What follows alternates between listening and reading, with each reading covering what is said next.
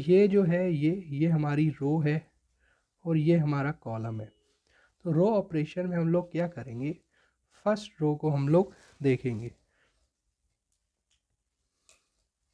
तो first row को देखने के बाद हम देखेंगे कि हमारा जो मिनिमम एलिमेंट है वो कौन सा है। मिनिमम एलिमेंट जैसे हमने यहाँ देखा कि जो हमारा मिनिमम एलिमेंट है वो 1 है, तो 1 को हम ये सारे एलिमेंट्स में से सब्ट्रैक्ट कर देंगे। ऐसा ही हम हर एक रो में करेंगे। देखो, लेट्स परफॉर्म रो ऑपरेशन। तो हमने मैंस लिख लिए 1 2 3 4 5 जो डेटा गिवन था, और जॉब्स यहाँ पे लिख ली। तो पहले हम लोगों ने जब रो ऑपरेशन किया तो हमने देखा 1 स्मॉलेस्ट है, तो 1 को ही हमने 2 से भी सब्ट्रैक्ट किया। उसके बाद हमने उसको 9 से सब्ट्रैक्ट किया।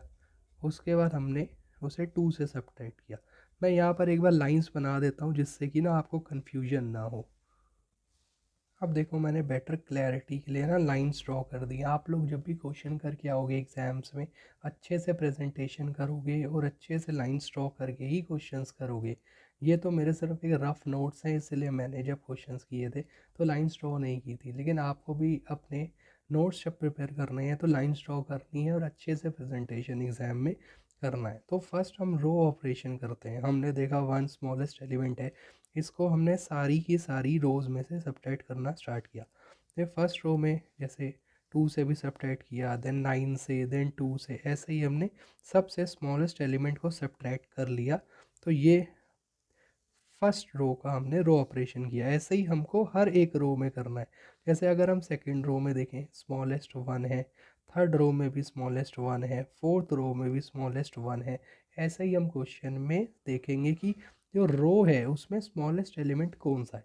ऐसे ही देखो, हमने हर एक रो में हमने रो ऑपरेशन कर लिया, स्मॉलेस्ट एलिमेंट को उठाया, उससे हर एक रो में सब्ट्रैक्ट कर लिया।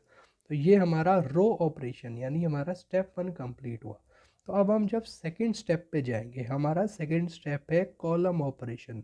तो कॉलम ऑपरेशन में हम क्या करेंगे, ये हमारा कॉलम है, इसमें हम देखेंगे कि स्मॉलेस्ट एलिमेंट कौन सा है।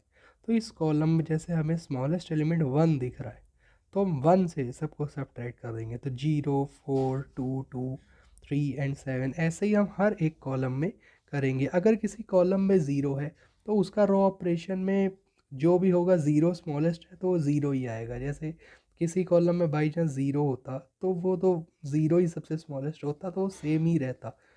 जैसे यहाँ 0 है तो ये वाला कॉलम तो सेम ही एज इट इज़ रहेगा। तो यहाँ हमने कॉलम ऑपरेशन अब स्टार्ट किया। तो कॉलम ऑपरेशन